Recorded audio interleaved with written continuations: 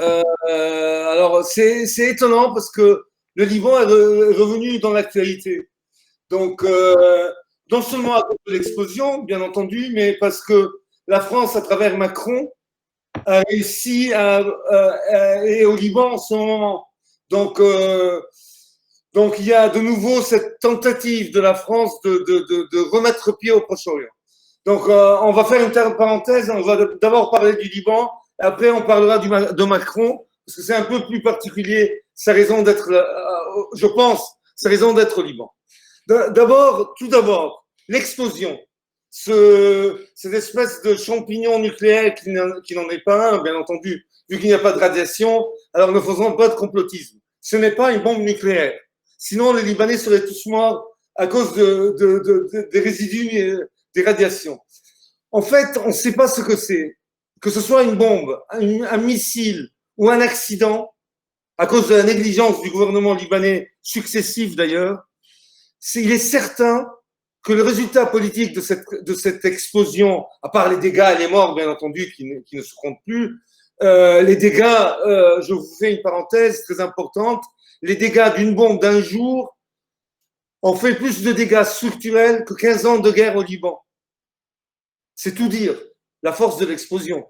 D'ailleurs, s'il n'y avait pas les fameux silos construits par un fameux banquier palestinien au Liban, qui était le grenier du Liban, qui ont bloqué l'explosion, le souffle de l'explosion allait à l'ouest, même le quartier ouest de Beyrouth aurait été décimé. Donc c'est tout dire de la force de cette explosion.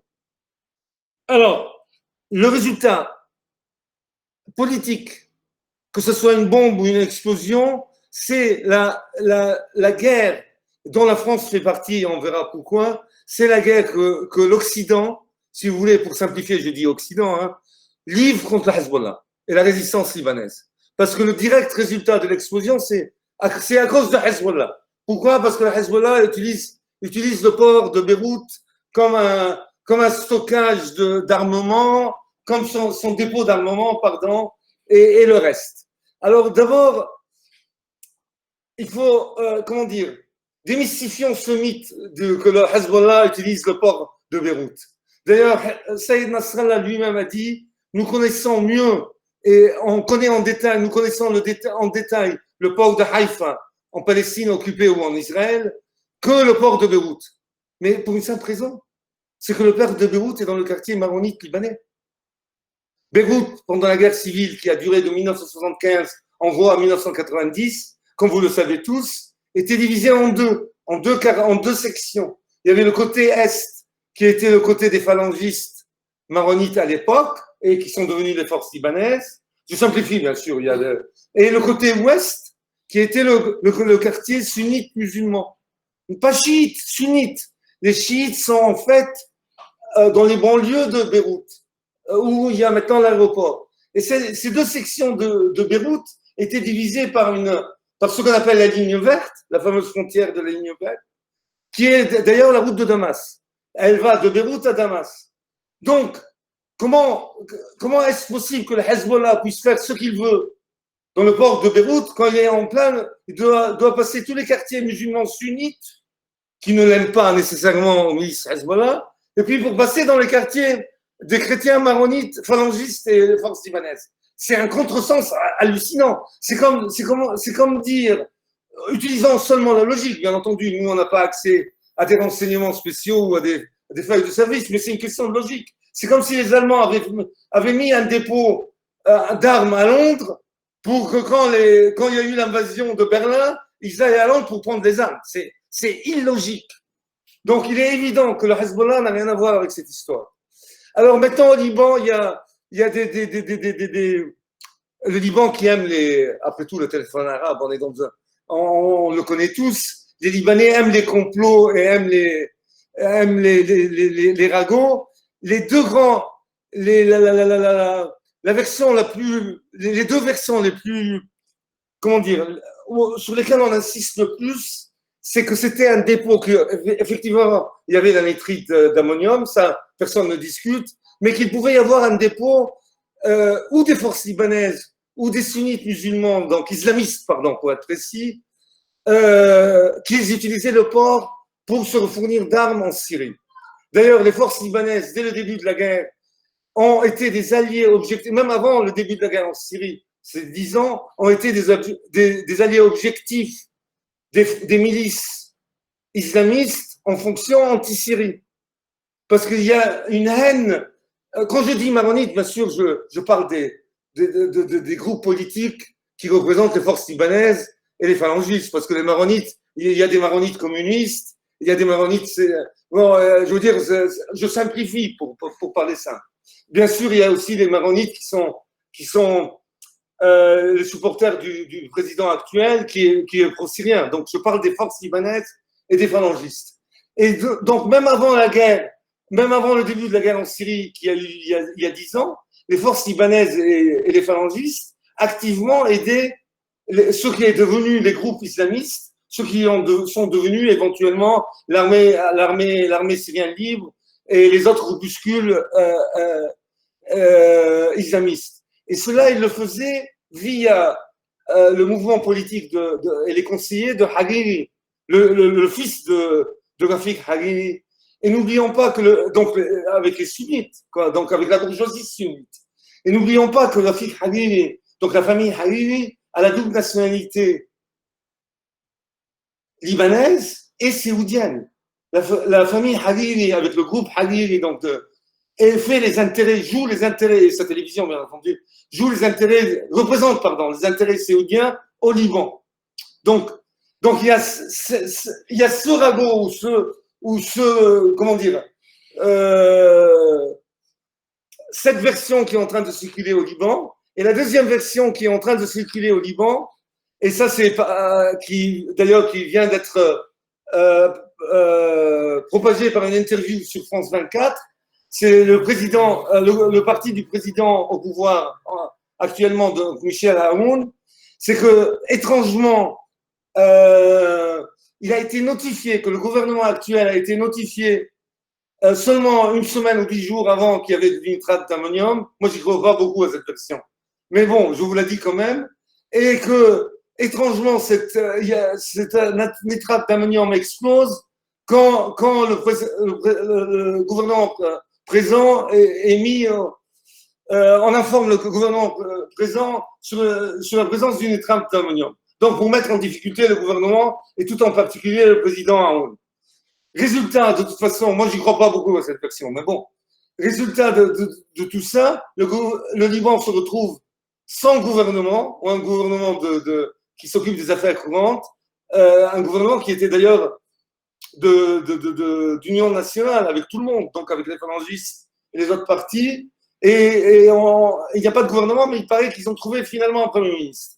Mais alors, pourquoi alors on se demande, la question qu'on peut se poser maintenant, mais pourquoi toutes ces guerres au Liban? Est-ce que les Libanais franchement, aiment tellement la guerre que ça fait des années et des années, ça fait plutôt, depuis au moins 58, depuis quand je suis né, il y a des guerres civiles, des guerres internationales, tout ça. Alors, remettons un peu les choses en contexte et dans le contexte historique du Liban. Septembre, Macron est au Liban, mais septembre aussi, c'est le centenaire de la déclaration du Grand Liban, voulu par la France d'ailleurs. Donc c'est une coïncidence assez amusante de voir Macron qui revient au Liban le mois même où on fête le centenaire de la naissance du Grand Liban. Mais qu'est-ce que c'est le Grand Liban? En fait, c'était le Liban, la région était sous mandat anglais, c'est-à-dire la Syrie, l'Irak, le Koweït, donc de la Société des Nations, et la France à l'époque a réussi à être une puissance mandataire du Mont Liban. C'est-à-dire le Mont Liban, c'est-à-dire la région qui a toujours été autonome sous l'Empire ottoman, où il y avait la majorité de la population était maronite. Et à l'époque, en accord avec le patriarcat maronite, pour faire en sorte que ce Liban soit, disons, viable, ils ont décidé d'inclure sur cette région autonome du Mont Liban, qui était autonome sous l'Empire ottoman, et bien sûr l'Empire ottoman, dès la Première Guerre mondiale, a été décimé, ils ont décidé d'ajouter des parties, pour simplifier, musulmanes. C'est-à-dire le Nord Liban, où il y a aussi des chrétiens, mais qui est à majorité, donc Tripoli et le nord Liban qui est à majorité musulmane sunnite, l'est bien entendu avec la frontière, l'anti-Liban avec la frontière syrienne qui était à majorité musulmane entre chiites et sunnites, avec les Druzes bien entendu, que nous on connaît, Baalbek en gros, que nous on connaît en Occident pour la production de hashish bien entendu, et le sud Liban qui était à majorité chiite, avec une bande à la frontière libano-palestinienne d'une présence de chrétiens maronites. Et ce conglomérat a créé le Grand Liban, dont le drapeau était d'ailleurs un drapeau français avec le cèdre au milieu. Et ce Grand Liban, très, très rapidement, est devenu ce qu'on appelle aujourd'hui la République libanaise. Donc en 1947, on déclare la République libanaise, mais comme nation, au niveau nation, le Liban est une nation moderne. Le Liban, j'oserais même dire, est une nation artificielle. Il n'y a pas d'esprit national. Les familles de l'Est du Liban ou du Nord du Liban, musulmanes et non même chrétiennes, ne se reconnaissent pas dans une nation libanaise. Ils se reconnaissent, le Libanais se reconnaît d'abord par sa communauté, mais avant de sa communauté, sa famille. Et comme avant l'Empire ottoman, il y avait l'Empire arabo-musulman, il y a des familles libanaises qui ont des traces de cousins en Syrie et en Irak. Donc, la priorité pour un Libanais, pour la plupart des Libanais, c'est sa famille, suivie par son clan, c'est-à-dire sa secte, et après, c'est sa République libanaise. Donc, il y a le problème du Liban, à la différence de la France ou de l'Italie, il n'y a pas une forte identité nationale. D'ailleurs, il y a un problème de crise d'identité. Il y a des Libanais qui sont des nationalistes pan-arabes, il y a des Libanais qui sont des nationalistes pan-syriens, c'est-à-dire pour la grandeur de la Syrie. Il y a des Libanais, les Maronites, qui sont favorables, qui sont des nationalistes pan-chrétiens, pan-montagne autonome. Quoi. Donc, il y a très peu de gens qui, en fait, luttent pour la République libanaise. Malgré qu'à la télévision, tout le monde proclame on est Libanais, on est Libanais. Mais chacun, à la différence de la France ou de l'Italie, chacun a une définition différente de ce qu'est le Liban. En France, c'est un discours idéologique. Je suis de gauche ou de droite. Mais tout le monde reconnaît que la France, c'est l'hexagone. Ou pratiquement tout le monde. On peut être monarchiste, mais on reconnaît que c'est l'hexagone. Au Liban, les militants du Parti syrien socialiste national, pour eux, le Liban est une partie intégrante de la Grande Syrie. Pour les maronites des forces libanaises, le Liban n'existe pas. Le Liban, c'est la montagne libanaise. Pour les Druzes, c'est la même chose. Et ainsi de suite. Donc ça, c'est un problème qu'il faudra que les Libanais résolvent. Ça, c'est le problème interne du Liban qui n'a rien à voir avec la politique étrangère. D'ailleurs, en 1958, la date où je suis né, donc j'ai 62 ans pour la petite histoire. Donc, ma mère me l'a raconté, vu qu'on était au Liban à l'époque, elle était enceinte de moi. Eh bien, il y a eu une guerre intra-libanaise, vu qu'il n'y avait pas de Palestiniens. Il y avait des réfugiés palestiniens à l'époque, en 1958, mais il n'y avait pas de miliciens libanais à l'époque, de Palestiniens à l'époque. La guérilla palestinienne n'existait pas encore. Il y a eu une guerre donc, entre les maronites de l'époque de Chamoun contre les forces, à l'époque, ils n'étaient pas islamistes, mais ils étaient progressistes sunnites. Et d'ailleurs, à l'époque, déjà, les Libanais chrétiens, dont le président Chamoun, ont dû appeler les Américains à leur rescousse. Et les Marines, en 58, ont débarqué avant d'aller en Irak pour restaurer le roi d'Irak. Ils ont débarqué au Liban pour sauver déjà à l'époque les chrétiens phalangistes et chamonistes. Donc ça, c'était en 58. C'était une guerre typiquement interne-libanaise. En 67, il y a eu une deuxième guerre ou une deuxième couche qui est bien entendu la guerre palestinienne. Parce qu'en 70, les fidaïns palestiniens qui ont été éjectés de Jordanie sont arrivés au Liban. Donc, à partir de 75, on a eu deux guerres en parallèle. La guerre intra-libanaise, d'identité libanaise, entre les pan-arabistes, parlant simple, ou les pan-islamistes, et les forces libanaises chrétiennes maronites. Il y a eu aussi la guerre palestinienne, bien entendu, avec l'OLP, qui d'ailleurs allait mal finir de nouveau pour les forces libanaises, qui à l'époque, ils ont appelé comme les Américains n'ont pas voulu intervenir, ils ont appelé la Syrie. D'ailleurs, c'est très amusant, cette coïncidence incroyable. La Syrie est entrée au Liban Et les premières escarmouches de l'armée syrienne ont été avec les chiites de Hamal et les milices de l'OLP. Et guess what? 40 ans après, c'est bien 40 ans maintenant. En Syrie, c'est les Palestiniens et les chiites qui combattent avec l'armée syrienne contre les islamistes. Pour vous parler de retournement des alliances. C'est une coïncidence incroyable. Et ça, c'est la guerre internationale. Donc, en parallèle au Liban, il y a deux guerres. Il y a une guerre qui est typiquement d'identité nationale propre au Liban, et il y a une guerre internationale qui est due à la présence, bien entendu, d'Israël et des problèmes que Israël mène dans cette région, là où la présence d'Israël crée dans cette région. Et bien entendu, il y a une troisième guerre qui, elle, s'exprime d'une manière plus pacifique, c'est la guerre sociale. Il y a une pauvreté au Liban, malgré que le Liban a une classe très riche, comme vous le savez, à Paris, on voit les Libanais dépenser leur fric, mais la majorité des Libanais, même chrétiens, sont pauvres. Et s'il y a cette guerre qu'on a vue à la télé avec les manifestations quotidiennes de la jeunesse libanaise qui proteste de la présence, qui proteste de la corruption et des autres méfaits des gouvernements successifs libanais. Mais malheureusement, il y a aussi un autre fait qu'il faut tenir en compte, c'est que la bourgeoisie riche libanaise n'a jamais payé d'impôts. On a bien beau vouloir mettre la faute au gouvernement, mais il faut bien savoir que le gouvernement, pour fonctionner, pour pouvoir donner des services, il doit bien avoir de l'argent. Or, les Libanais n'ont jamais payé d'impôts de leur vie.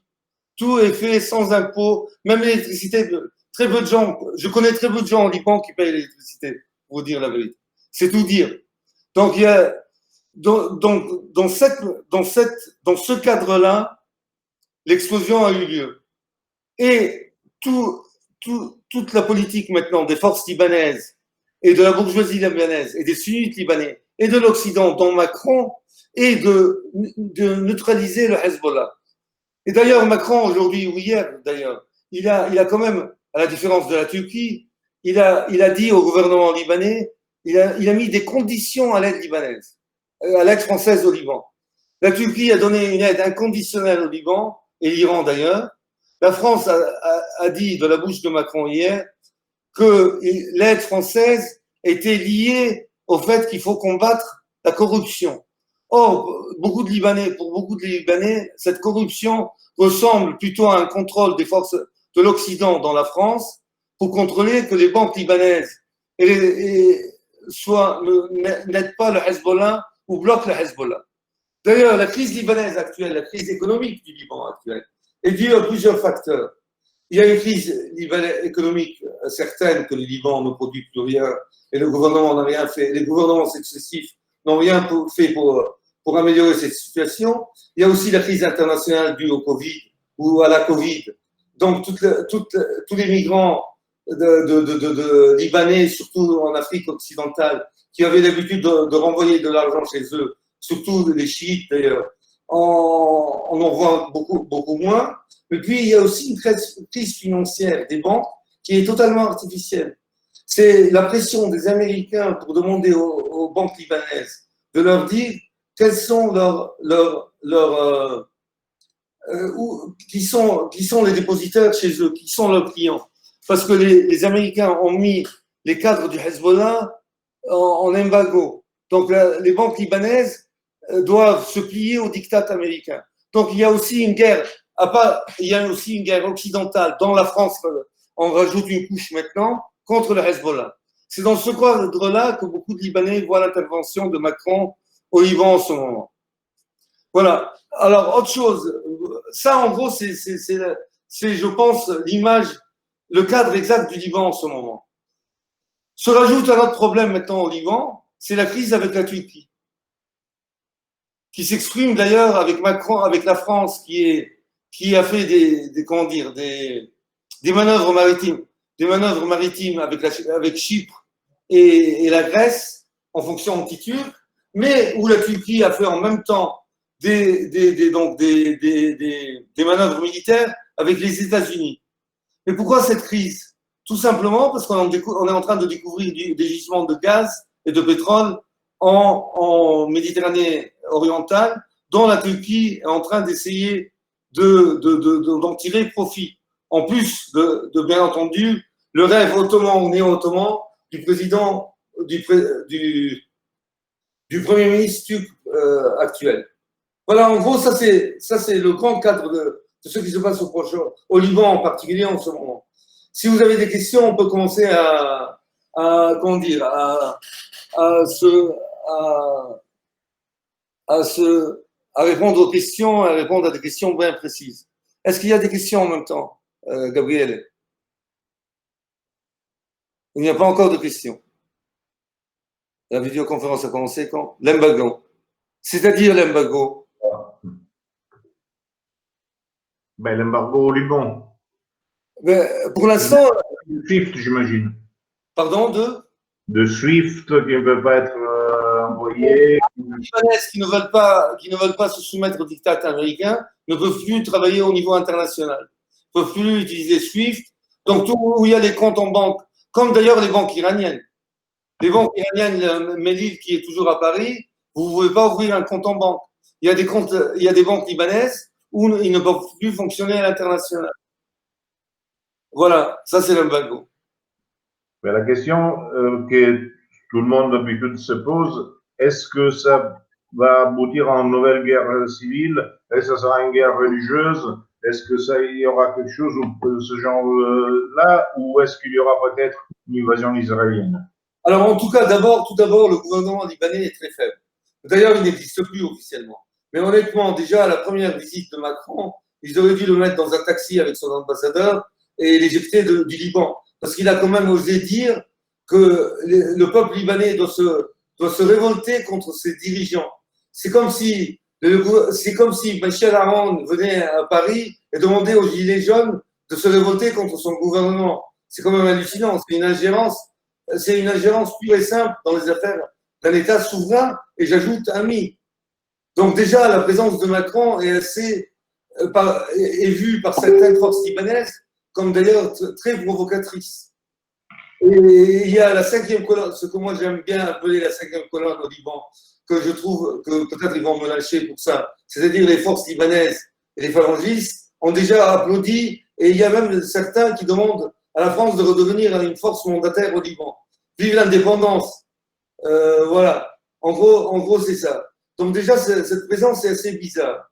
Il y a, jusqu'à hier ou avant-hier, quand on a fait nos réunions en italien ou en espagnol, moi je pensais que le Liban allait se retrouver dans une guerre au mieux larvée, de basse intensité, qui rendrait le Liban un peu comme la Syrie et l'Irak, c'est-à-dire fractionné avec des bombes de temps en temps, comme d'ailleurs il y a des provocations israéliennes au sud Liban, ou alors qu'au pire, ça allait éclater une guerre internationale entre Israël et le Hezbollah. Parce que Israël ne peut pas se permettre d'avoir une force aussi puissante que le Hezbollah, qui a gagné de l'expérience et en puissance militaire avec ses activités en Syrie, mais aussi, tout le monde l'oublie, au Yémen. Il y a depuis 10 ans une guerre au Yémen féroce qui se passe entre les Iraniens, leurs proxys, quoi, le Hezbollah et les Yéménites chiites, contre les Saoudiens. Mais je dois ajouter une chose, et c'était un imprévu, j'ajoute maintenant la Turquie. Parce qu'il y a une crise maintenant à Chypre, avec la Turquie du Nord, avec la République turque chypriote. Parce que la République, comme après la chute de l'Empire ottoman, pratiquement toute la mer Égée, grâce aux îles grecques, est devenue une mer souveraine grecque. Et là, maintenant, la Turquie est en train d'utiliser la République turque de Chypre, qui est reconnue par très peu de pays, mais surtout musulmans, comme une base pour étendre ses recherches pétrolières et de gaz dans la région en utilisant les 12 milles maritimes de Chypre, de la Chypre turque. Donc, il se peut qu'il y ait aussi des frictions et une guerre avec la Turquie dans cette région-là. Mais pour l'instant, tout au moins, je pense que Macron, au niveau militaire, il est en train de gesticuler, parce que ni les États-Unis sont clairement du côté des Turcs, et les Allemands et l'Europe du Nord n'en ont rien à cirer. Surtout Merkel, je pense, a très peur de la présence des Turcs, qui sont de plusieurs millions, des immigrés turcs en Allemagne. Donc je ne pense pas que l'Allemagne va bouger. Je doute que Macron a cette force militaire vu que la France est occupée d'ailleurs au Mali en ce moment avec Balkan, je doute qu'ils puissent intervenir au Liban. Mais il y a aussi, il faut rajouter à cette crise, disons, intra-libanaise et régionale avec Israël, il faut rajouter quand même la crise avec la Turquie. Gilbert, nous avons trois questions plus une demande comment dire, de revenir sur un truc. Celle-ci, la dernière, pour revenir, on en parle tout de suite après. Je te pose les trois questions qui ont été posées. Enfin, deux. L'autre, c'est moi qui l'avais posée. Est-ce que, je te dis les trois tous ensemble, l'une après l'autre. Hein. Est-ce qu'Erdogan, avec sa patrie bleue, est-il légitimé au regard du droit international? C'est une première question. Deuxième question, c'est les Anglais ont quelque chose à faire dans l'embrouille pour étouffer le Liban. Et troisièmement, avant d'aller à la question qu'il faudra aborder après, je voudrais que tu expliques, je ne sais pas si ça m'échappait, ce qu'on avait expliqué surtout à la conférence espagnole, les différences existantes parmi les quatre groupes chrétiens au Liban. Et Ah oui, aussi, ça, c'est très important aussi. oui, donc, c'est trois choses. Alors, d'abord, la légitimité de la Turquie. Techniquement, non, au niveau de droit international. Vu que la Turquie se base pour calculer ses miles nautiques sur la République chypriote turque. Or, personne en Occident, personne n'a reconnu le Chypre, en fait. Ou, pardon, la République chypriote turque. Donc, techniquement, en droit international, comme ce pays n'est pas reconnu, à part certains pays musulmans, techniquement, c'est difficile de voir comment en droit international, la Turquie a une légitimité. Mais c'est vrai que la Turquie est en train d'utiliser cette république pour affirmer ses droits de recherche dans cette région. Or, les bateaux de recherche turcs, pétrolières turcs, ne se voyagent pas tout seuls. Il y a la marine militaire turque qui les escorte. Donc, les Turcs savent très bien qu'un jour ou l'autre, il se peut qu'il y aura des incidents ou des accidents. Alors, bien entendu, ça, c'est la contradiction de l'OTAN, vu que tous ces pays-là qui ne se reconnaissent pas ou qui sont en tension un avec l'autre, dont la France, la Grèce, bien entendu, et la Turquie, font tous partie de l'OTAN. C'est assez contradictoire et c'est assez amusant de voir ça. Alors, est-ce qu'il n'y a pas d'anglais dans ces débrouilles? Je ne sais pas on les entend pas, mais il doit y avoir la main des Anglais quelque part. J'en doute pas, les Anglais sont partout. Ils sont plus dans. Ils ont des intérêts en commun avec les Turcs, ça c'est certain. Ils sont certainement avec les Turcs. Certainement, les Anglais ont quand même. Rappelons-nous que les Anglais ont entraîné Sarkozy dans l'affaire, dans la catastrophe libyenne. Et rappelons-nous aussi que les Anglais, à l'époque, ont fait. C'était d'ailleurs, comment il s'appelle il m'échappe le nom. Il était le Premier ministre anglais de l'époque qui était un conservateur. Quelle époque? À l'époque de la guerre de Libye, c'était. Comment il s'appelle? C'est pas le même qui a fait la connerie du référendum? De Boris Johnson d'ailleurs. Cameron. Pardon? Cameron. Pardon, qui c'était? Cameron. Ah oui, Cameron. Il avait fait à l'époque une visite guidée de la Libye, de l'Égypte et de la Syrie. Et pas pour rien, on s'est sorti avec une guerre en Libye et la guerre de Syrie a suivi d'après. Donc je pense que les Anglais ne sont pas très loin et je pense qu'ils sont alliés comme d'habitude avec les Turcs, en ce moment alliés avec les Turcs en fonction anti-chypriote. Cela étant, ils ne sont pas venus aider la France. Pour l'instant, tout au moins. Les 2-3 avions que la France a envoyés à Chypre sont bien les seules forces militaires que l'Europe a envoyées. Personne en Europe n'a bougé. D'ailleurs, comme au Mali, avec Hollande, après la chute de la Libye, la France a été obligée d'intervenir, plus personne d'autre est intervenu. Donc la France se retrouve toute seule, en tout cas. Et en parenthèse, je prends note que la France a lâché tous ses alliés. Ils ont lâché les Libyens, ils ont lâché avant eux Saddam avec l'Irak. Et n'oublions pas que la France, avec Osiris, construisait une centrale nucléaire pour l'Irak. Et ils ont lâché leur ami Assad en Syrie. Bon, alors la troisième question. Oui, la troisième question, c'était le Hezbollah. pour les arguments majeurs contredisant prétendus assimilés au Hezbollah. Tout simplement que le port du Liban n'est pas en main du Hezbollah.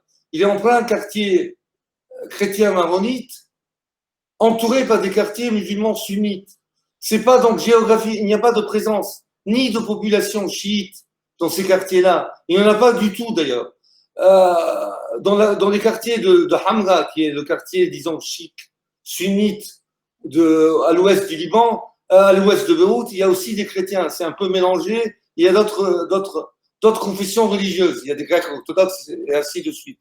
Dans les quartiers maronites chrétiens de Beyrouth-Est, il n'y a que des chrétiens. C'est-à-dire il y a des Grecs orthodoxes, mais ils sont d'autres chrétiens, des latins, d'autres sectes chrétiennes, mais ils sont en majorité maronites. Il n'y a physiquement pas de chiites dans les quartiers libanais de Beyrouth-Est. Et il n'y a pas de présence politique du Hezbollah à Beyrouth-Est, ni au port au Liban.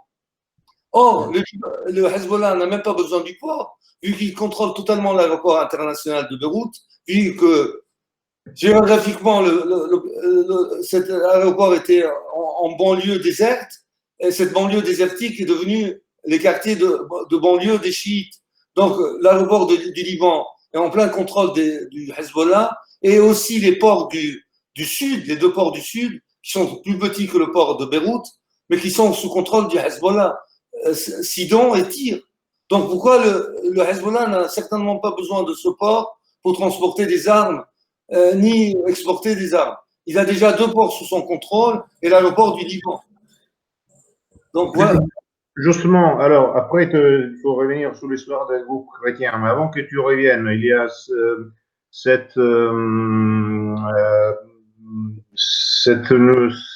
qui vient de poster Antonella, qui dit il y a quelques jours, 2 heures, on a eu lieu entre Hamas et Hezbollah au sud Liban avec des chants contre Hassan Nasrallah. L'espèce de guerre civile plane sur le Liban. Alors Hassan Nasrallah, c'est vrai que le Hezbollah se trouve en porte-à-faux. Parce qu'il a exigé de rentrer dans le gouvernement d'unité nationale, tout au plus pour contrôler le ministère de la Défense et de l'Intérieur, pour ne pas donner ses armes, pour ne pas être sous pression de redonner ses armes, pour ne pas livrer ses armes, disons, au gouvernement libanais. Parce que le grand plan, c'était le même plan des années 75, c'est de faire entrer les milices du Hezbollah dans l'armée libanaise pour finalement arriver à contrôler les armes du Hezbollah. Donc c'est une des raisons principales pourquoi il est rentré au Liban, au gouvernement. Mais le problème où il y a pression sur le Hezbollah, c'est comme la secte ou la communauté chiite est une des plus pauvres au Liban, c'est elle qui a pris de plein fouet la crise économique au Liban. Donc il se trouve d'un côté qu'il y a un gouvernement, où il y avait un gouvernement avec le Hezbollah qui faisait partie de ce gouvernement, et de l'autre côté même des miliciens du Hezbollah qui manifestaient contre ce même gouvernement. Donc il se trouve en porte-à-faux, et donc oui, il peut y avoir une friction entre Hamas pour cette raison. C'est la crise économique. Et donc, et de deux. Alors, reparlons des maronites, si vous voulez bien, ou des groupes politiques des maronites. Historiquement, le grand groupe politique libanais, c'est les phalanges libanaises, qui sont nées dont le père fondateur était Pierre Jmaïel, qui était le père de Béchir et de Pierre Jmaïel, qui tous les deux sont devenus présidents. Un de ceux-là, Béchir, a d'ailleurs été exécuté par un chrétien, d'ailleurs, proche du Parti syrien social national. Ils l'ont exécuté parce qu'il était, entre guillemets, allié avec Israël. Bon, faisons un peu le cadre historique. Les deux forces historiques du Liban, c'était le parti, donc, Kataeb, phalangiste libanais, de Pierre Jmaïel, et le parti national libéral de Camille Chamand, qui était président du Liban en 58, et que c'est lui qui a appelé à l'époque, si vous vous rappelez ce que j'ai dit, les marines américains pour déjà sauver les chrétiens d'Orient. Avec la guerre libanaise, donc la guerre de 75, les jeunes loups du parti des Kataeb trouvaient que le cadre était trop modéré. À l'époque, avec Béchir et Jmaïel, ils ont créé les forces libanaises, qui étaient à l'origine une force que militaire et de miliciens. Et historiquement, avec le temps, cette force libanaise est devenue hégémonique et dominante, et est devenue pratiquement le premier parti parti maronite libanais. Alors, pour devenir hégémonique dans le camp maronite, qu'est-ce qu'ils ont fait? Bon, ils ont liquidé l'opposition. Donc, ils ont liquidé les maronites, le chef du parti maronite de Zrarta, et ils ont liquidé les chefs du Parti national libéral, dont les fils de Chamoun. À l'époque, ils ont massacré tout le monde. Donc, on s'est retrouvé quelques années plus tard, c'est les contradictions du Liban, avec un parti, donc deux partis maronites favorables au petit Liban maronite, donc c'est-à-dire les phalangistes libanais, qui sont plus un parti historique et marginal, et les forces libanaises qui sont dominantes. Et de l'autre côté, deux partis maronites marginaux, mais quand même importants, c'est-à-dire le parti du président actuel, Chamoun, le général Chamoun, qui, quand il était général avant d'être président, a combattu contre les Syriens, qui maintenant est allié avec le Hezbollah et la Syrie. Bien entendu, le Parti national libéral de Chamoun, qui, à cause du massacre de sa famille, est devenu soudainement pro-syrien. Donc, il y a en fait 4 courants maronites libanais, 2 marginaux qui sont pro-syriens, et deux dont le parti des Kataeb est minoritaire maintenant, mais historique, et les forces libanaises qui sont dominantes, qui sont anti-syriennes, et qui se sont de facto alliées avec les sunnites et les islamistes en fonction anti-Hafez al-Assad, et Bachar al-Assad, bien entendu, qui est son fils maintenant. Comme on voit, il y a beaucoup de fils, de grands-parents et de parents dans la politique libanaise. Gilbert, donc on peut peut-être dire que dans le cas d'une guerre civile, elle ne serait pas entre musulmans et chrétiens, mais il y aurait des chrétiens et des musulmans de deux côtés? Ben, écoute, moi j'ai toujours dit que la guerre civile libanaise, c'était les chrétiens maronites d'un côté et un mix de tout le monde. Parce que n'oublie pas, à majorité musulmane, bien entendu, soyons sérieux, mais les Libanais chrétiens n'ont jamais vraiment réussi à avoir des alliés, disons, non chrétiens maronites, mais du côté musulman, il est vrai qu'il y a des partis qu'on appelle laïques, mais qui sont quand même à force dominante chrétienne. Les Grecs orthodoxes du Parti syrien socialiste national, dans le Parti communiste libanais et la gauche libanaise, il y a beaucoup de chrétiens. Et bien entendu, à l'OLP. Je veux dire que ça va être prédominante comme image, hein, je veux dire, comme image dans une guerre civile, ça serait plutôt prédominante l'antithèse chiite-sunnite que l'antithèse musulman-chrétien, ou je me trompe?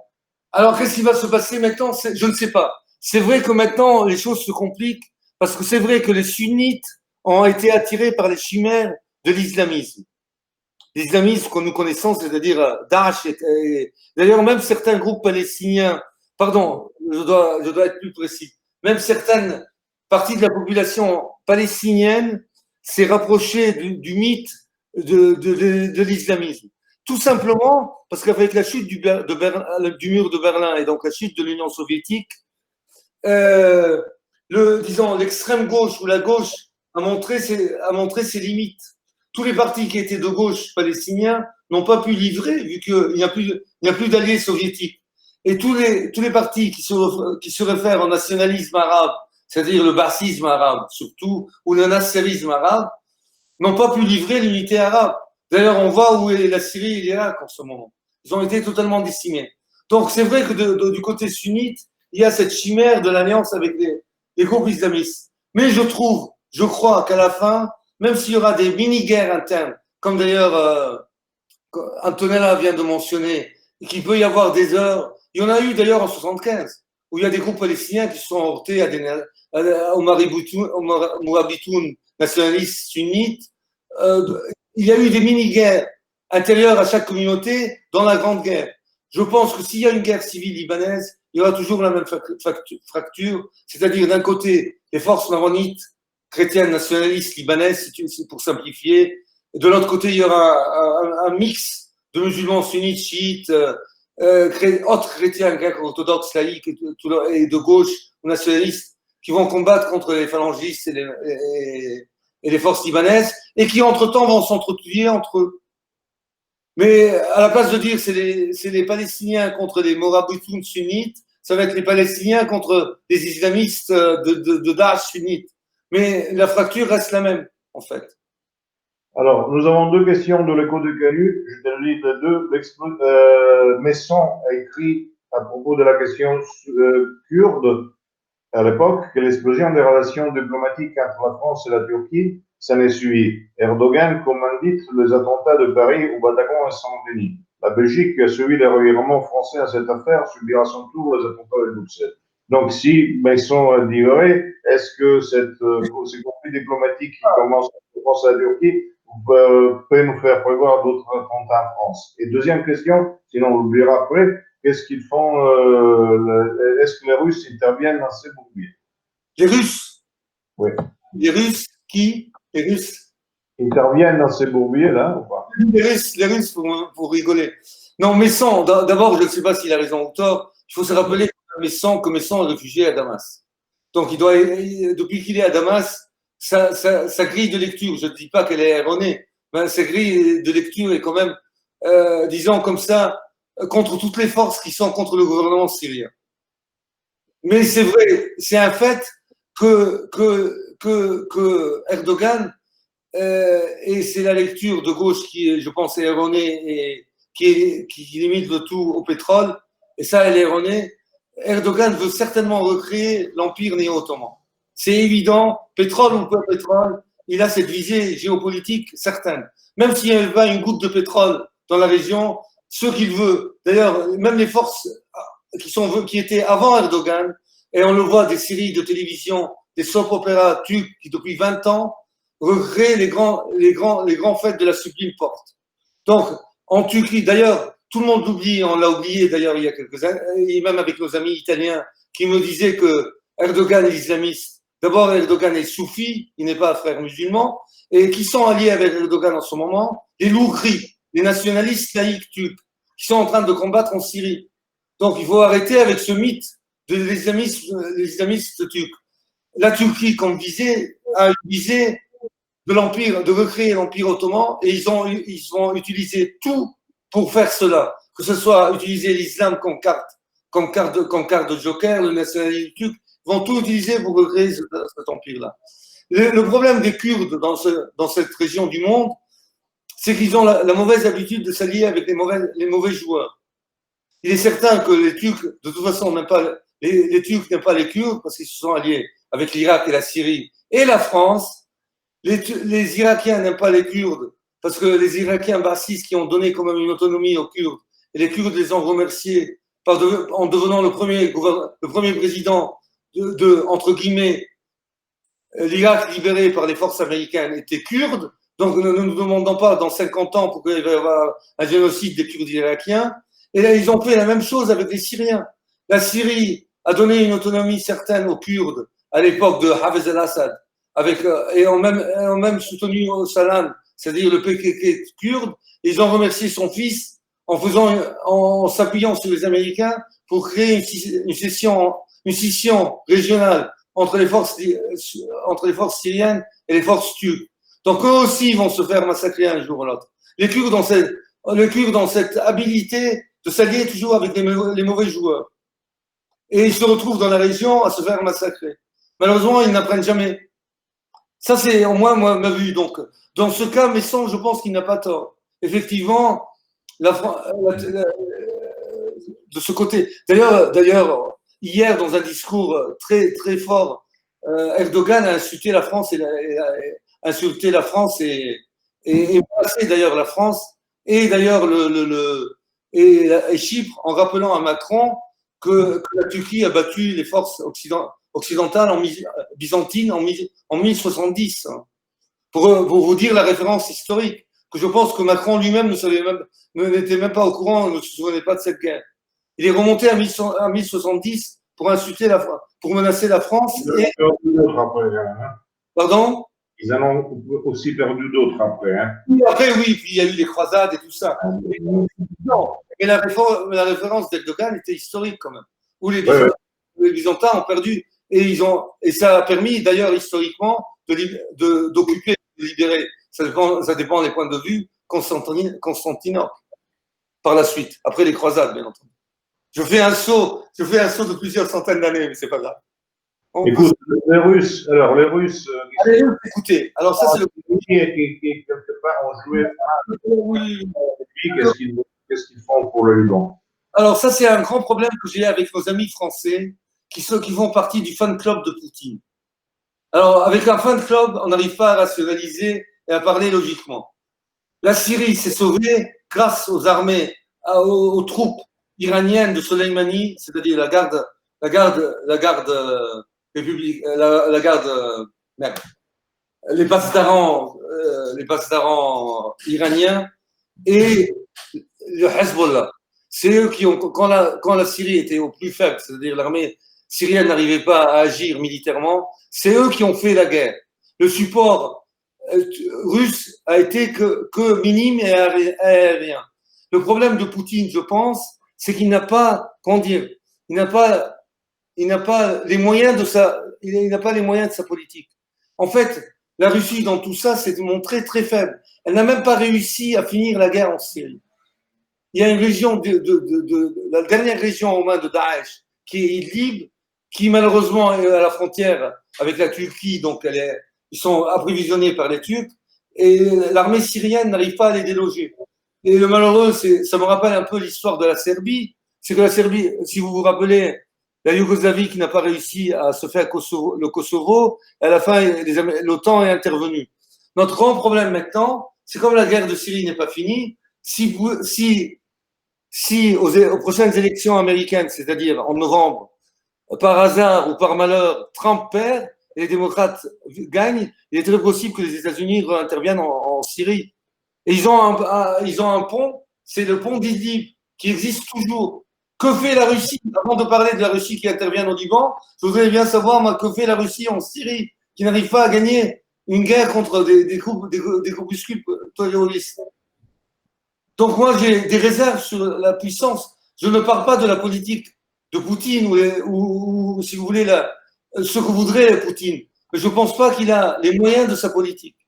D'ailleurs, on le voit très bien en Libye, dont les Turcs ont débarqué tranquillement en Libye sans que personne ne les arrête. Donc, je te pose la question que je l'ai déjà posée dans notre langue. Dans la région, dans le Proche-Orient de la Méditerranée, il y a quelques joueurs, bien sûr, mais quels sont les joueurs stratégiques qui ont une stratégie actuellement, une vraie stratégie? Je pense que l'Iran a le fameux croissant chiite. L'Iran a une stratégie très importante au Proche-Orient, dans le Liban et la Palestine. Et l'Iran, qui avait des problèmes économiques parce qu'ils étaient sous embargo, donc sous embargo des États-Unis, a peut-être trouvé un lifeline, comme on dit en anglais, avec l'accord qu'ils ont signé avec la Chine de 400 milliards d'euros, si je ne me trompe pas. C'est des accords très compliqués de transfert de know-how, de transfert militaire en échange de pétrole à bas prix, avec un peu de cash. Mais en tout cas, et l'accès donc au Golfe que les Chinois recherchent. Donc il se peut que de nouveau l'Iran, qui a dû quand même, à cause de l'embargo ou du blocus américain, a dû réduire l'aide qu'elle donnait aux forces chiites au Proche-Orient, peut retrouver sa force et donc sa carte, jouer sa carte.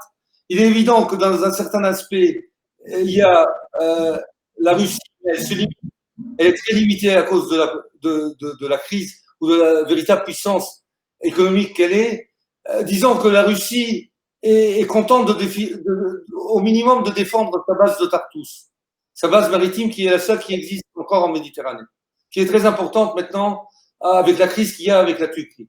De maintenir cette base, bien entendu, il y a un nouveau joueur qui est la Turquie. Donc la Turquie, malheureusement pour les Turcs et Erdogan, et ils ne se rendent pas compte, ils ont quelques alliés dans les forces islamistes sunnites, mais les Arabes n'aiment pas les Turcs, parce qu'ils se souviennent quand même de l'emprise turque avec l'Empire ottoman, qui a quand même réduit le monde arabe, qui a réduit le monde arabe, qui a maintenu, si vous voulez, le monde arabe qu'on connaît maintenant, c'est-à-dire le Proche-Orient et l'Afrique du Nord, au Moyen-Âge. Et les Arabes s'en rendent compte, les chrétiens et les musulmans, à part les musulmans d'Afrique du Nord qui sont en France, qui eux n'ont rien compris à la politique de la Turquie, parce qu'ils connaissent pas l'histoire du Proche-Orient. Les jeunes de banlieue maghrébins, ils sont plutôt américains qu'orientaux. Donc ils sont vaguement pro-turcs parce que Erdogan dit des trucs pro-musulmans et pro-palestiniens. Il y a très peu d'Arabes qui sont pro-turcs, en fait. Israël dans tout ça? Et Israël est la grande silencieuse. Alors, dans tout ça, l'Europe et Israël. Alors, Israël ne dit rien, mais elle agit. Parce qu'Israël, en ce moment, est en train de provoquer régulièrement et quotidiennement au sud Liban, donc à la frontière libano-israélienne et à la frontière israélo-syrienne, il y a des provocations continues et des bombardements continus israéliens sans que les Russes, je précise, ne disent rien du tout. Les fameux SS, l'aviation, les fameux missiles russes n'ont jamais utilisé en fonction anti-israélienne. Ils bombardent quand ils veulent et ils sortent quand ils veulent. Donc ils sont en train de provoquer. Mais ils sont relativement silencieux pour ce moment. Je pense qu'ils attendent les élections américaines. Parce qu'avec les États-Unis, on a un Trump, comme on disait l'autre jour, qui est America First et Israel Second, mais qui est pro-israélien de toute façon, donc ne nous verrons pas. Mais America is First, et un Biden où c'est Israel First et American Second. Je pense que les Israéliens voudraient bien que Biden gagne dans cette histoire. Le problème, la grande perdante dans cette histoire, ou la grande silencieuse, c'est l'Europe, qui n'existe pas du tout, qui a totalement disparu. Il y a Macron qui essaye maintenant vaguement. Après, la France qui n'a plus de politique arabe depuis De Gaulle, hein. Nous l'aurons pas. Après que la France s'est fait éjecter de ses amis intimes, et proches, c'est-à-dire la Libye, la Syrie et l'Irak. D'ailleurs, la Syrie s'est promis de ne jamais donner un contrat à la France. La France essaye maintenant de rentrer par la porte de derrière, c'est-à-dire le Liban, tout en insultant le gouvernement actuel libanais, avec Macron. On nous écrit qu'Israël, en ce moment, est en train de frapper la Syrie, précisément la banlieue sud de Damas. Pardon, quoi? En ce moment, est en train de frapper la Syrie, voilà. La banlieue sud de Damas. Où sont les fameux missiles russes, anti-aériens russes, que le fan club de Poutine m'a cassé les oreilles il y a 10 ans. Les SS-300, là, où ils sont? Et effectivement, que les Russes n'oseront jamais abattre un avion israélien. Parce que du jour au lendemain, il n'y aura plus d'armée russe en Syrie. Soyons sérieux. On n'a pas réagi quand l'avion battu par les Turcs. Hein. Pardon? Ils n'ont même pas réagi quand un avion russe était battu par les Turcs.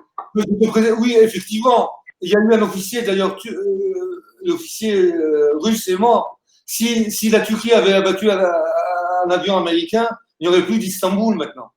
Oui, mais ce n'était pas la même question de force. Je me pose encore une autre question. Est-ce que les joueurs, alors nous avons des joueurs stratégiques.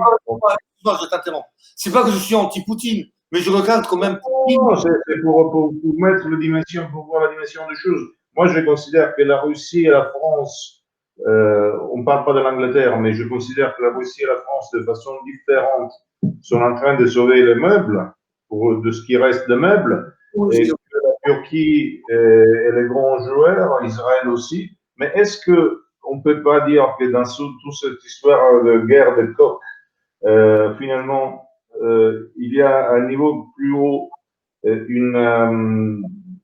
comment dirais-je, une espèce de rivalité alliance, comme à l'époque de Yalta, de joueurs qui jouent tout, qui sont la Chine et les États-Unis? C'est une grande question quand même. Comme je ne fais pas partie d'aucun service, je ne peux pas te dire. Mais c'est vrai que il est très probable qu'il y ait un nouveau entrant dans cette histoire, la Chine, d'ailleurs, que personne ne parle, parce qu'avec l'accord avec l'Iran, il se peut qu'il y ait un nouvel entrant, qui est la Chine, qui commence quand même à avoir peur des États-Unis. Je parle dans l'histoire. Tyria, qui avait rencontré Chou Enlai, nous avait dit à l'époque, quand il est revenu, c'était la guerre du Vietnam.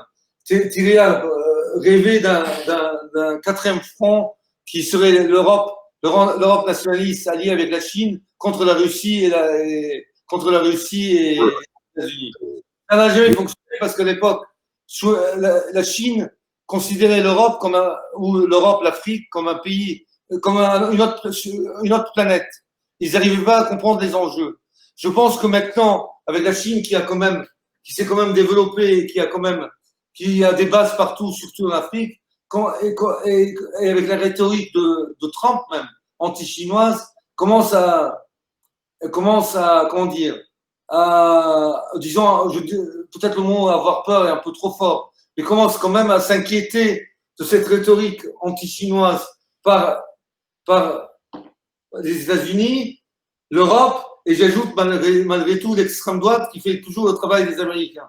Soudainement, l'extrême droite est devenue toute anti-chinoise, surtout celle italienne. Entre ça, je ferme la parenthèse, comme on était tous anti-soviétiques à l'époque. Mais bon, et donc les Chinois commencent à s'inquiéter. Aussi anti-américaine. D'ailleurs, les Américains ont très bien utilisé les groupes islamistes chinois, les Ouïghours, là, en fonction anti-chinoise, comme ils ont utilisé le Tibet. Et d'ailleurs, il y a quand même à Idlib, dans la résistance contre le gouvernement syrien, donc dans la dernière région tenue par les islamistes, il y a 2000 Chinois d'Ouïghours quand même. C'est quand même assez important. Donc, il se peut qu'il y ait un nouveau joueur, la Chine. Alors, qu'est-ce que la Chine va faire dans cette histoire? Est-ce qu'elle va changer la balance des forces en présence? Je ne sais pas. Mais il est évident que ma vision du Proche-Orient, c'est qu'au minimum, au mieux, on va rester dans des guerres de basse intensité entre États, et même à l'intérieur des États, et même à l'intérieur des groupes ethniques ou des groupes religieux. Ça, au mieux. Et au pire, ça va être une conflagration générale. L'Europe, très certainement, ne sera pas présente, puisque l'Europe se désintéresse totalement de la région, à part pour l'instant la France. Mais est-ce que la France aussi a les moyens de sa politique? Parce que la France n'a pas les moyens de sa politique. La France surtout la France est dans un enjeu tellement important au Sahel que je ne sais pas si elle peut vraiment s'occuper beaucoup trop aussi de l'armée. Hein. Surtout les moyens de l'armée française. Il y a des soldats français qui s'achètent leurs propres boots. Donc la France a encore moins de moyens de sa politique que la Russie. Donc qu'est-ce qui va se passer? Je pense que l'Europe, malheureusement, est en dehors de cette histoire. Par contre, ce que l'Europe se retrouvera à ses portes, c'est une émigration de cette région-là, de gens qui n'émigraient jamais en Europe. Les Syriens et les Irakiens, s'ils partent quelque part, c'est en Afrique ou en Australie, jamais en Europe.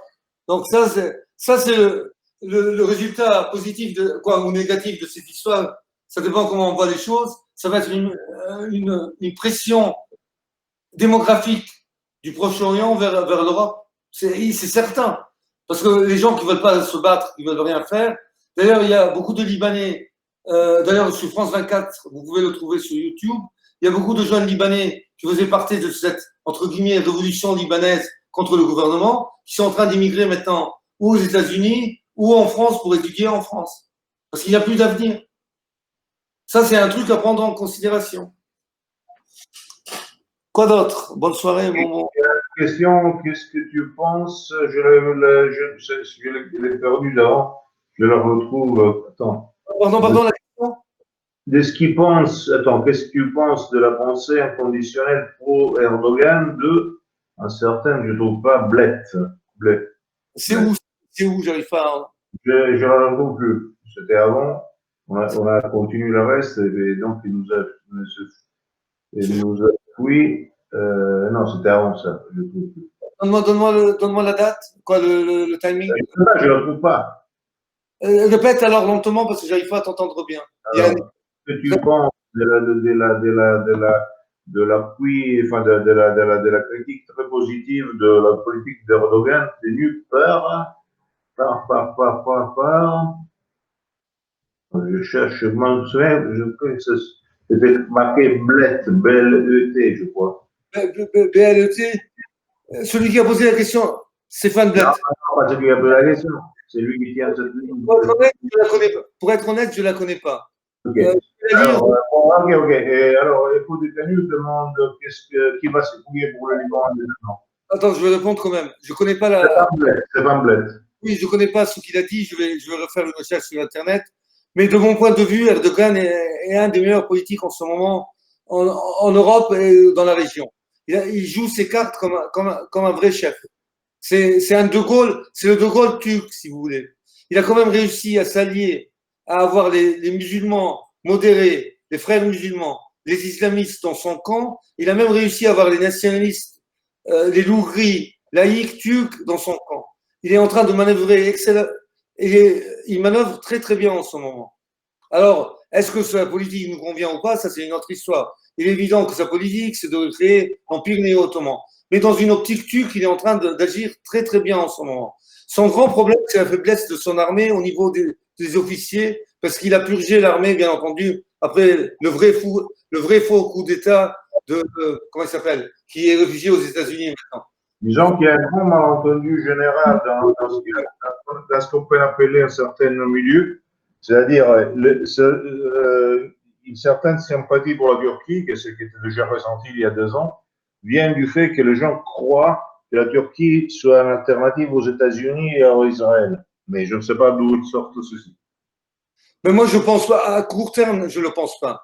Mais, non, mais soyons sérieux quand même. Les gens de la région, donc la région du Proche-Orient, même si les Turcs sont plus occidentalisés que les Arabes et les Iraniens, on a une notion du temps qui est très spéciale.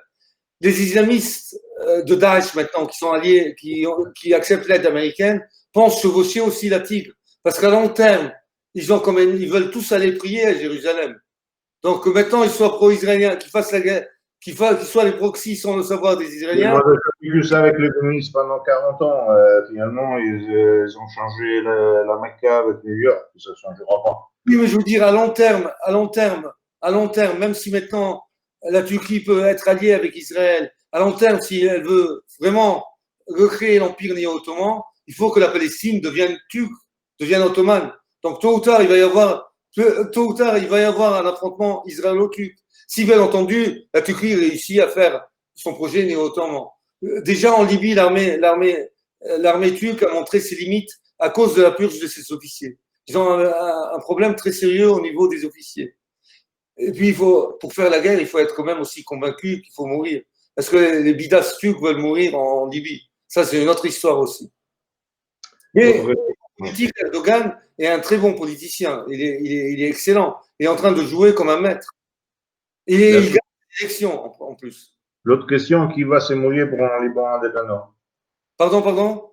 Qui va se mouiller pour un Liban indépendant?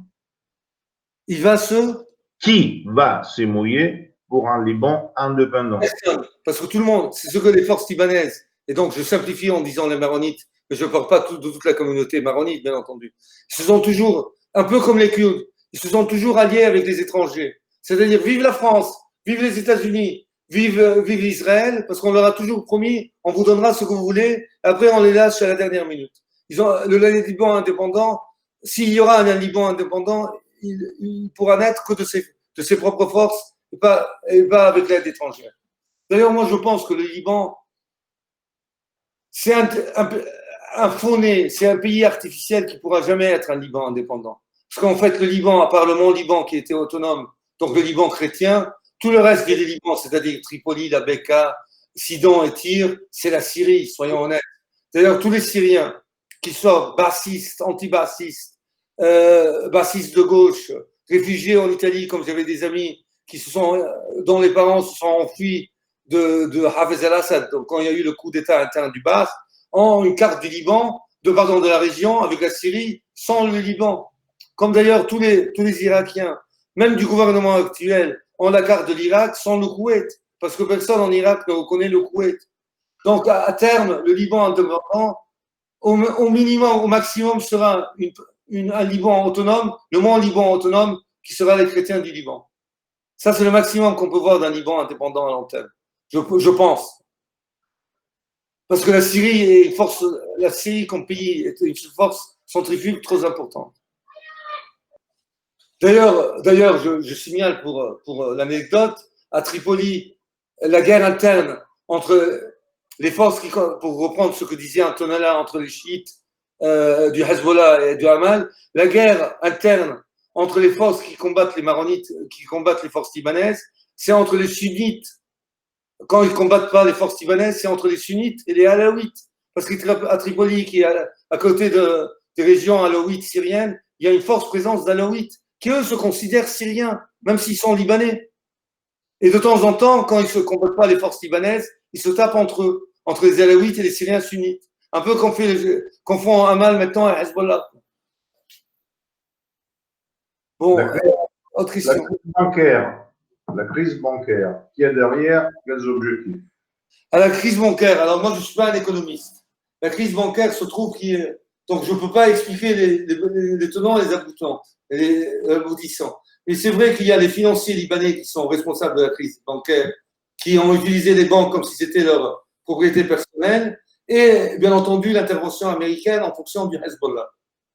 Le résultat, donc, où il y a certaines banques libanaises qui ne peuvent même plus opérer en Europe, ou même à Chypre d'ailleurs. Parce que la mainmise américaine se retrouve en Chypre. Je sais, j'avais un compte dans une banque libanaise à Chypre. Je ne l'ai plus d'ailleurs. Le problème des banques libanaises, que le résultat ultime, c'est que les banques libanaises ne donnent plus un sou au Liban. Il n'y a plus d'intérêt.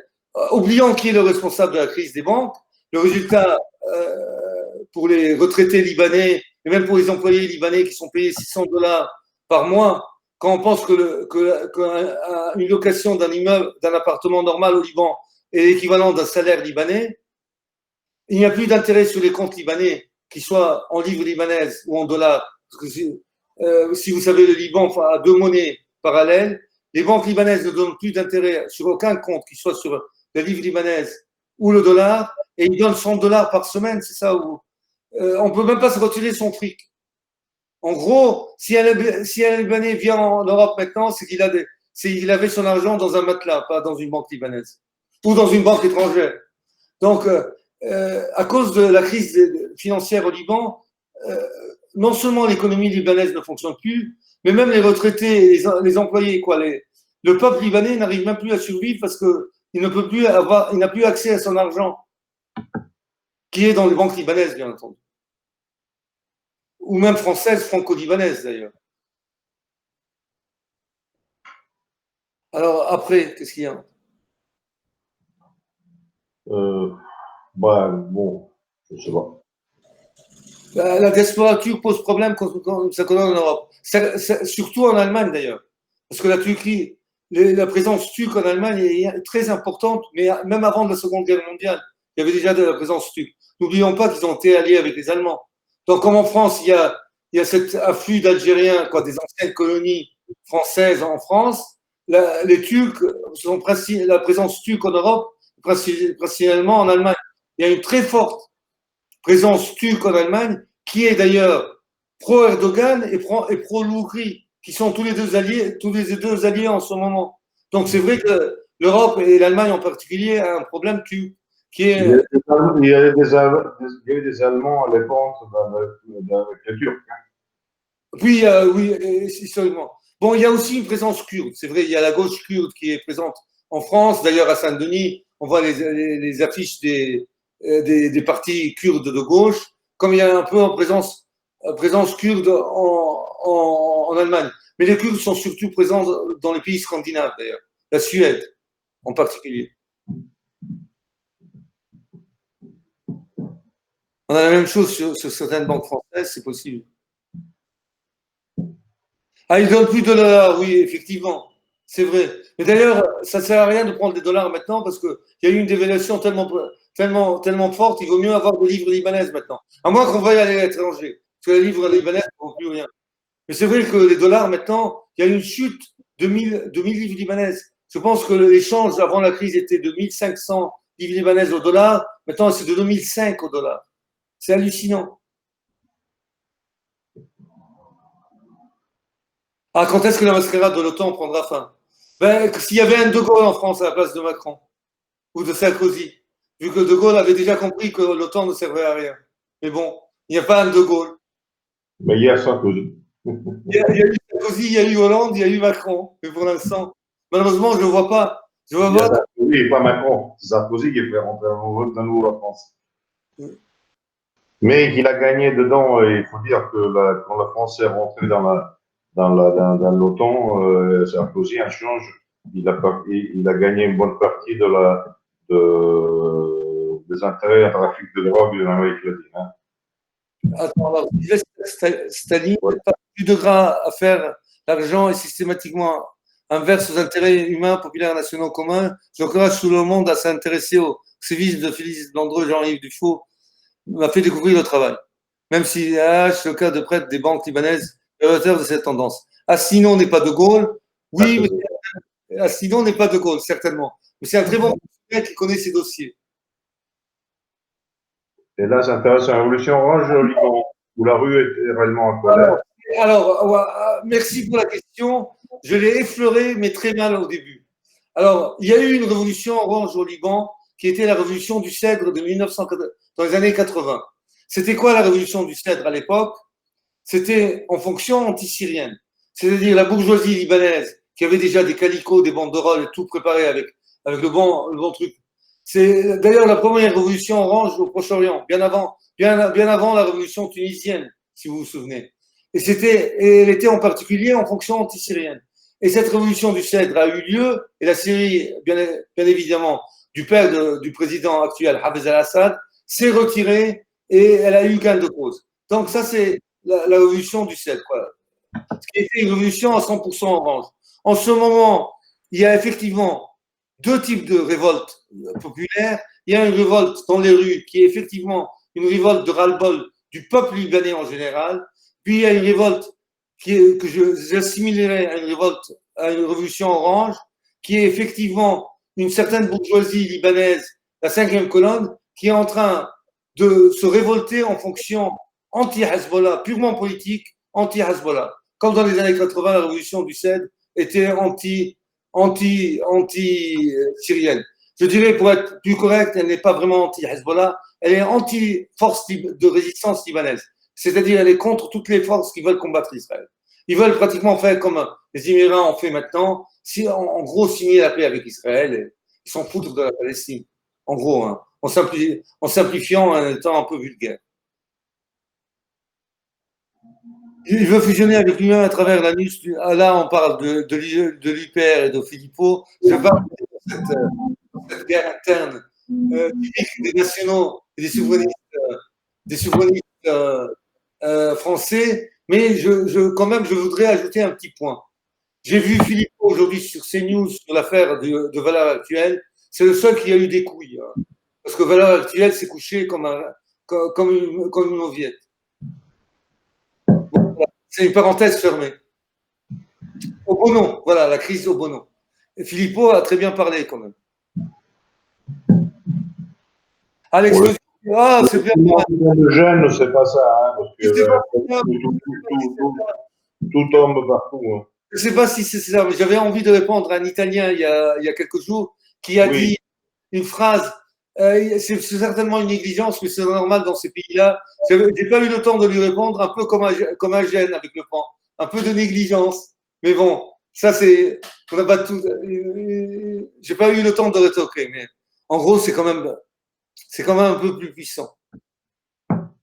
Je pense que Gênes, moi je suis presque convaincu que Gênes c'était vraiment un accident, c'était une Non, non, Gênes, non seulement c'est un accident, mais l'Italie tombe, il y en aura beaucoup plus, hein, c'est pas fini. Et en plus, le gouvernement n'était pas docile que ça, c'est la Maison Blanche qui a imposé le gouvernement jaune et vert au président de la République. Il ne faut pas rêver là. Entre nous, moi qui habite en Sicile en ce moment, j'ai dit à ma fille que je refuse de la prendre de l'aéroport de Catane. Parce que l'autoroute de Catane, Palerme, où il y a plusieurs ponts, et elle est tout le temps en construction. C'est un miracle qu'il n'y a aucun pont qui s'est écroulé encore. Elle est dans un état délabré. Toute l'infrastructure, en gros, de l'Italie d'ailleurs, est en très mauvais état en ce moment. C'est un peu comme au Liban, quoi. Mais pour des questions d'argent, plus qu'autre chose. Oui, sur l'explosion de Beyrouth, quelqu'un qui parlait de l'explosion de Beyrouth, ça, personne ne sait comment elle est intervenue. De toute façon, ce n'est pas qui fait exploser, ce n'est pas important qui pose la bombe, mais qui profite de la bombe posée. Donc, Oui, exact. Mais en tout cas, pour moi, certainement, un missile, ce n'est pas. Si c'est un attentat, c'est quelqu'un qui a posé une bombe ou un engin explosif. Et qui savait très bien, et les Israéliens le savaient, tout le monde savait qu'il y avait du nitrate d'ammonium dans ce dépôt-là, et tout le monde savait que peut-être il y avait des dépôts militaires, mais comme on a dit, pas du Hezbollah, mais des forces islamistes. Donc s'il y a eu attentat, c'est quelqu'un qui a posé un engin explosif. Moi, je suis plutôt partant pour l'accident, mais que ce soit un accident ou un attentat, il est évident qu'ils sont en train de l'utiliser, c'est en fonction pro-israélienne et anti-résistance libanaise, ou anti-résistance pro-palestinienne. voilà. Annie, on a bien vu ça, on te salue bien bas. Bon, s'il n'y a pas d'autres questions, on parle depuis 1h15. Donc, alors, Alexandre, à Beyrouth, l'explosion a fait trembler la Terre à 200 km à la ronde, en milieu de 3,5 sur l'échelle de Richter. C'est un centre allemand de géosciences. C'est Alexandre, l'explosion qui a détruit un bon quartier de la ville. tu as raison, Alexandre. C'est facile à savoir. Moi-même, en tant que particulier lambda, je pourrais faire des dégâts élevés dans mon secteur sans avoir un renseignement particulier. La question attentat peut quand même se poser, bien sûr que ça peut se poser. On peut plus le poser, la question de l'attentat. Et il y a au moins 50% de possibilités. Oui, on ne dit pas que ce n'est pas un attentat, mais que ce soit attentat ou accident, le résultat est le même. Mais oui, comme a dit Gabriele, c'est un 50-50, certainement. Mais c'est vrai que Alexandre, même Chypre, même on a ressenti l'explosion même à Chypre. D'ailleurs, on l'a même vu. Il y a eu même des films de Chypre, donc c'est vrai. Et il y a la structure. Ce que les missiles de la guerre libanaise n'ont pas fait, c'est que la structure même des immeubles ont été fragilisés par cette explosion. Donc on est d'accord avec Sylvester aussi. Je prends note du lien que j'ai cliqué. D'autres questions? Bon, Donc, nous avons encore, disons, 5 minutes. Donc, dernière question. Elle a sur le site Gilbert, Carmel Roucos ou Joseph Aoun. alors, je fais d'abord un commentaire sur les femmes. On disait au début qu'on avait 3 femmes. On se retrouve quand on est là au STICO maintenant. On a réussi à faire échapper les 2 autres. Mais bon, parenthèse fermée et anecdote fermée. Alexandre te demande la suite. Alors, Je déjà, ah, l'Arabie Saoudite n'est pas impliquée pour une fois. S'il n'a pas appliqué l'Arabie Saoudite. Et Alexandre demande si par la suite tu vois Chamel Roucos ou Joseph Aoun. Alors, je pense que la famille Aoun est quand même, elle va essayer de se faire oublier un peu, parce que quand même, à part le président actuel, le grand problème, le grand scandale que personne ne sait, c'est bien entendu la 4G au Liban.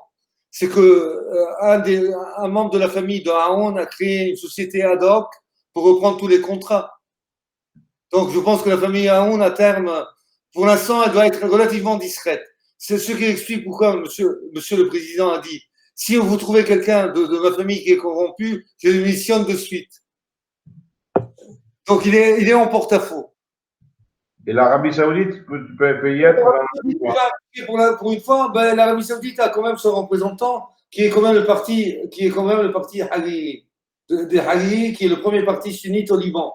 Mais c'est vrai que le problème de l'Arabie Saoudite, c'est que c'est le grand problème du père et du fils, ou des rois héréditaires. C'est-à-dire que Rafik Hariri était un banquier, un requin, son problème que son fils est un crétin total. Et donc il a réussi à couler l'empire économique du papa et à se retrouver en porte-à-faux avec toutes les forces politiques libanaises.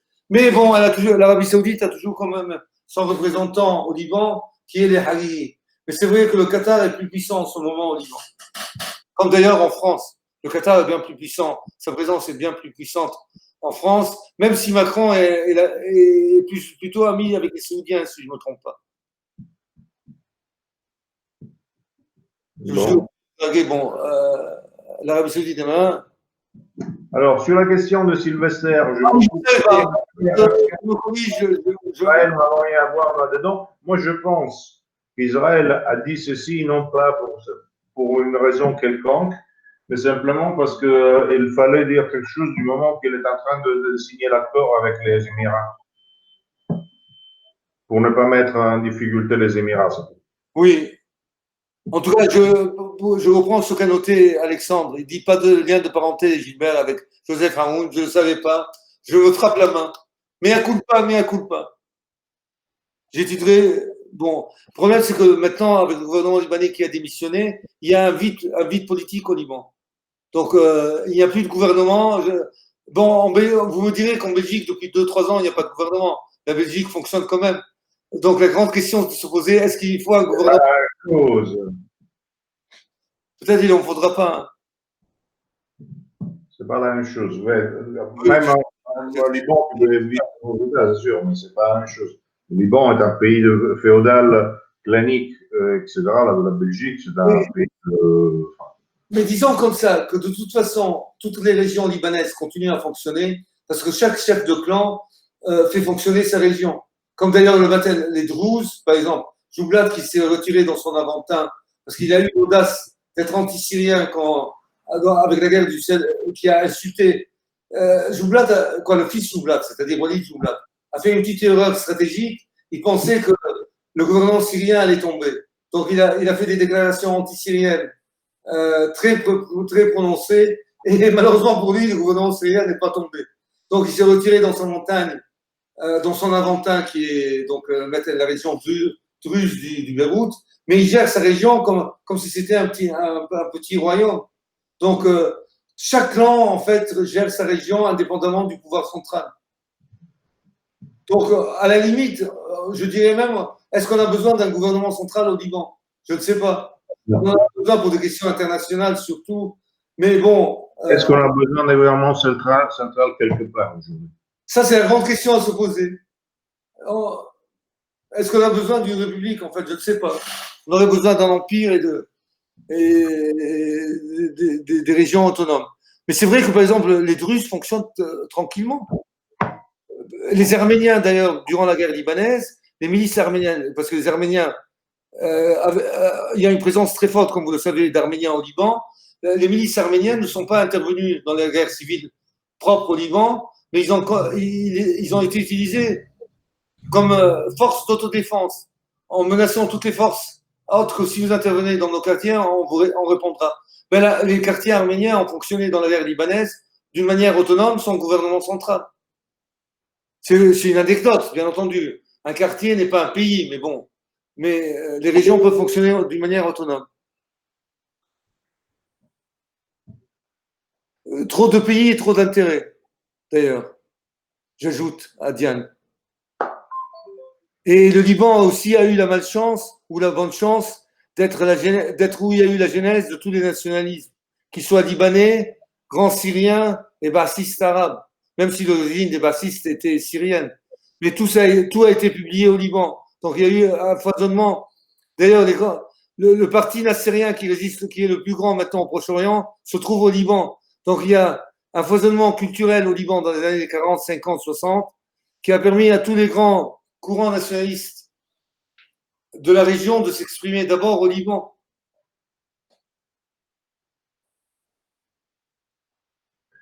Oui, bon. C'est vrai, il y avait trois forces de formation arménienne. Antonella Rustico a raison. Mais oui, vu les notes qu'elle a posées, je n'avais pas de doute. Bon, c'était pas pour aller dans. Bien entendu, comme il y a eu des forces maronites qui ont combattu avec les Palestiniens, mais c'est anecdotique. Le PSNS, c'est le plus grand parti au Moyen-Orient. Il a été, je ne sais pas maintenant, mais c'est vrai que quand même, c'est la deuxième force. Depuis, alors, une petite note au PSNS. Le PSNS qui est né au Liban grâce à son chef qui est Antoun Saadeh, donc qui est un grec orthodoxe. Le PSNS, c'est le parti syrien nationaliste social. C'est un parti dont le symbole ou le drapeau, c'est un drapeau noir avec ce qu'ils appellent un tourbillon. Nous, on appellerait ça une roue solaire rose, qui représente tout le Proche-Orient, c'est-à-dire le croissant fertile. Et pour le PSNS, la Palestine, la Jordanie, le Liban, la Syrie, l'Irak, une partie des provinces arabes de l'Iran et le Koweït, et bien entendu Alexandrette qui est en main des Turcs, font partie d'une nation qui s'appelle la nation préexistante à la venue des Arabes, qui est une nation de la Grande Syrie. Et leur objectif est de créer cette Grande Syrie. Ils ont essayé dans les années 50, 60, 70 avec des coups d'État au Liban, et même en Syrie, et même en Jordanie d'ailleurs, qui ont toujours fait faillite. Mais c'est le parti qui a eu quand même le privilège d'avoir l'unique chef politique libanais qui a été fusillé par l'armée libanaise, était Antoun Saadeh. Personne d'autre. Donc ils ont eu cet honneur que leur chef a été un martyr. Ce parti a été interdit par le Baas, qui l'a hissé, bien entendu, en Irak et en Syrie pendant des années. Mais maintenant, avec l'ouverture que le président actuel, Bachar el-Assad, a été obligé de faire, en s'ouvrant aux forces patriotes, comme on les appelle, en Syrie, donc il y a un front maintenant au Parlement de patriotes syriens, dont le PSNS, les bassistes et donc les partis de gauche, les partis communistes. Dans quelle mesure on s'est inspiré du Parti national socialiste? Du parti National socialiste. Bah, j'y arrive, je ferai une parenthèse, j'y arrive. C'est quand même un des plus grands partis de Syrie maintenant, c'est le deuxième parti le plus grand de Syrie, c'est au niveau électoral et au niveau militant. Il y a même une milice, des miliciens du PSNS organisés comme dans l'armée, avec des unités d'armée qui combattent dans certains villages à prédominance grecque orthodoxe à la place de l'armée syrienne contre les islamistes. Ils ont même réussi à libérer quelques villages. Donc ils sont assez importants. Pour ce qui concerne le PSNS, il y a les trois grands partis nationalistes arabes, donc les trois grandes lignes, c'est-à-dire les bassistes, la Renaissance arabe, les phalangistes libanais, c'est-à-dire les maronites, et le PSNS, les Aoumiyés. En arabe, on les appelle les nationalistes, tout simplement. Ce sont tous les trois inspirés des fascismes européens. C'est en fait des idéologies d'origine occidentale. D'ailleurs, les trois chefs de ces partis se sont retrouvés dans la délégation libanaise aux Jeux Olympiques de Berlin. Comme par hasard, ils y étaient, avec le grand moufti de Palestine d'ailleurs. Donc le panarabisme arabe et le bassisme arabe s'est inspiré des fascismes arabes. Les bassistes se sont inspirés du fascisme européen, des fascismes européens, et le PSNS s'est inspiré du national-socialisme. Pourquoi je dis ça? Parce que le panarabisme et le bassisme est surtout une forme de nationalisme culturel. Pour les bassistes syriens, il suffit de parler arabe et d'être globalement musulman, on est considéré comme arabe. Tandis que pour le PSNS, être syrien, c'est faire partie ethniquement de ceux qui ont créé un groupe ethnique assyrien et pré-arabe, pour parler simple. Donc, dans le discours du PSNS, ils reconnaissent un discours ethnique que les discours panarabistes n'ont pas. Les panarabistes, où sont culturellement, il suffit de parler arabe ou alors être musulman ou habiter dans cette région qui est la région qui est devenue le monde arabe, c'est-à-dire du Proche-Orient, des régions de l'Iran au Maghreb, quoi. Donc voilà la différence. En gros, c'est ça la grande différence. Le PSNS, ils s'en défendent quand même, tout le temps. Ils continuent à dire que le tourbillon n'est pas une svastika stylisée, mais c'est inspiré très certainement du national-socialisme allemand. D'une forme de national-socialisme.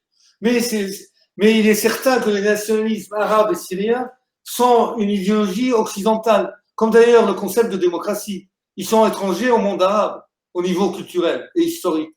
Comme d'ailleurs la République islamique d'Iran, Khomeini a instauré le système politique que Khomeini a instauré en Iran, qui est à base platonicienne, est techniquement un hérétisme pour le chiisme, le chiisme millénaire qui attend la venue du Mahdi avec le 12e imam voilé. Or, Khomeini, qui était quand même un ayatollah, un grand ayatollah, leur a instauré une démocratie parlementaire. C'est quand même platonicienne, même peut-être, mais une démocratie. C'est quand même les contradictions du Proche-Orient.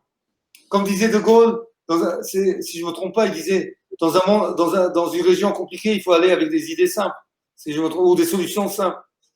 Le Proche-Orient est beaucoup plus complexe de ce qu'on pense. Voilà un régime de Mollah en Iran qui quand même fonctionne avec une république démocratique parlementaire, qui est quand même un comble.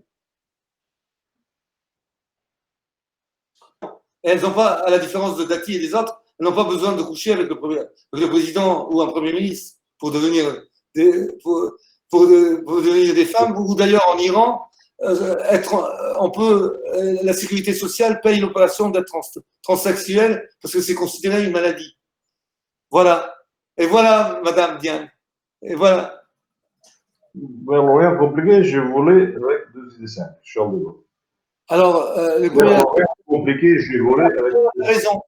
Ça, c'est, je veux rebondir sur ce que dit Antonella, que j'ai d'ailleurs dit il y a des années à notre ami Alain de Benoît. Ça, c'est le grand mythe que les Occidentaux ont, que les islamistes, c'est des fous furieux qui se font exploser, qui sont des martyrs. En fait, dans l'histoire moderne du monde arabe, le premier attentat de martyr, ça a été dû à une femme, un parti laïque, qui est le PSNS. Et d'ailleurs, des communistes, il y a eu aussi des communistes. Mais le PSNS a eu une femme qui était chrétienne, qui s'est fait exploser au Liban Sud. Bien avant les islamistes, d'ailleurs. Donc, oui, Antonella, c'est une très bonne remarque. Il y en a eu d'ailleurs 5 ou 6. Il y a eu 3 femmes et 2 mecs, si je ne me trompe pas, qui se sont explosés à l'époque quand ils faisaient la guerre contre la présence israélienne au sud-Liban. Et il y a eu quelques communistes d'ailleurs, 2 ou 3. La différence, les islamistes ne se font jamais s'opposer contre les Israéliens. Pardon? La différence, c'est que les islamistes ne se font jamais exploser contre les Israéliens. À part les islamistes palestiniens. Mais tu as raison, je prends note de ça. Les islamistes non palestiniens se sont fait exploser en Europe, en Afghanistan, partout, sauf en Palestine. C'est d'ailleurs le grand problème que les Palestiniens ont avec les islamistes, qui leur disent, mais quand vous allez faire la guerre en Israël, ils vous disent, demain, d'abord contre les koufars, donc contre les mécréants, et demain on prendra Jérusalem. C'est toujours demain. Ouais.